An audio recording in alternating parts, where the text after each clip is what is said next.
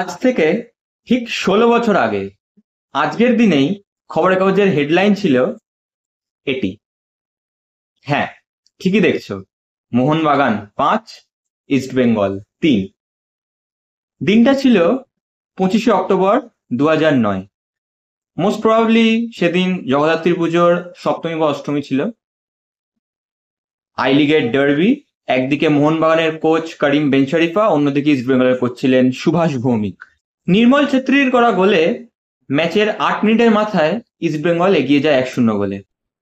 কিন্তু এই গোলেরই ঠিক 8 মিনিটের মাথায় সুরকুমারের সেন্টার থেকে গোল করে মোহনবাগানকে সমতায় ফেরায় চিড্ডি। এরপর ক্রমশ আক্রমণে ঝাঁজ বাড়ায় মোহনবাগান এবং এরই ফলস্বরূপ ম্যাচের বয়স যখন 22 মিনিট, তখন ফিরতি বলে মনীষ মাতানি একটি দুর্দান্ত দূরপাল্লার শট নেয় এবং গোল করে মোহনবাগানকে 2-1 গোলে এগিয়ে দেয়। কিন্তু এখানেই মোহনবাগান থেমে থাকেনি। ম্যাচের বয়স যখন 33 মিনিট, তখন হোসে রামিরেজ বেরেটোর করা একটি দুর্দান্ত ক্রস থেকে দুর্দান্ত হেডারে মোহনবাগানকে 3-1 গোলে এগিয়ে দেয় আবারও সেই চিড্ডি। কিন্তু খেলা যে তখনও শেষ হয়নি। চিড্ডির এই গোলেরই ঠিক 2 মিনিটের মধ্যে মোহনবাগান ডিফেন্ডার এবং মোহনবাগান গোলরক্ষক শিলটন পালের মধ্যে একটা ভুল বোঝাবুঝির সৃষ্টি হয় এবং এই সুযোগেরই সদ্ব্যবহার করে ইস্টবেঙ্গলের ইয়াকুবু এবং দলের হয়ে ব্যবধান কমান ইয়াকুবু।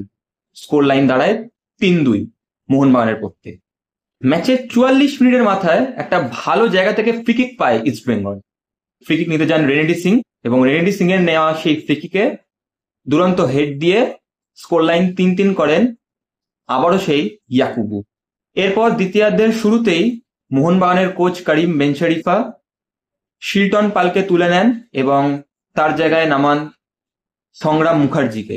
সেকেন্ড হাফের শুরুতেই মোহনবাগানের স্নেহাশিস চক্রবর্তীর দুরন্ত সেন্টার থেকে বল হেড ডাউন করে নামিয়ে দেন চিড্ডির উদ্দেশ্যে জেমস এবং সেই বলই অসাধারণ দক্ষতার সঙ্গে গোলের জালে পাঠিয়ে দেন আবারও সেই চিড্ডি এবং সেই সঙ্গে তিনি নিজের হ্যাটট্রিকও করে ফেলেন। ইস্টবেঙ্গলের কফিনের শেষ পেরেকটি পোতেন আবারও সেই চিড্ডি।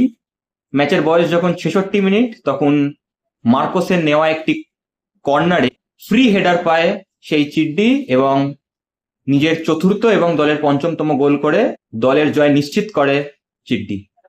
যাই হোক, এরকম হিস্টোরিক্যাল বা রিমার্কেবল ম্যাচের কথা বললে তোমাদের কোন ম্যাচের কথা সবার আগে মাথায় আসে অবশ্যই আমাকে জানিও।